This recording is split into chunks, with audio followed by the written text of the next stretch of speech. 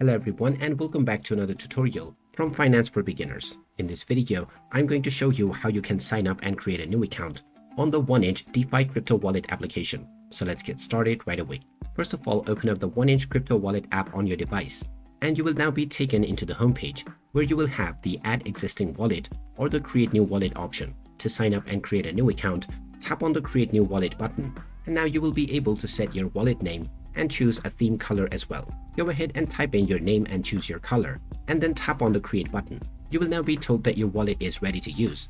But before tapping on let's go, you will need to back up your wallet. So tap on back up my wallet and you will be given some instructions. Make sure to read them carefully and tap on the got it button. Now you will be given a combination of 12 words that will serve as your seed phrase. Make sure to store this manually and safely somewhere where only you can access it. Now tap on I understand and then press the continue button. Now you will be asked to enter certain phrases from the seed phrase that you have just been given. So enter the corresponding words and then continue forward. And now you will be told that your wallet access has been secured. You can then tap on the open wallet button and you will be able to set up your passcode. Type in your desired passcode and then type it in once again for confirmation. You will then also have the option to enable biometrics. So you can tap on enable and provide your fingerprint or tap on skip to skip this for now. And now you will be taken into your wallet account right away.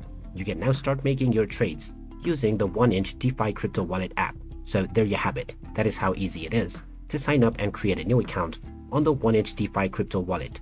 If you find this video helpful, don't forget to hit that like button and subscribe to our channel for more useful tips and tutorials. Thanks for watching and I will see you again in the next video.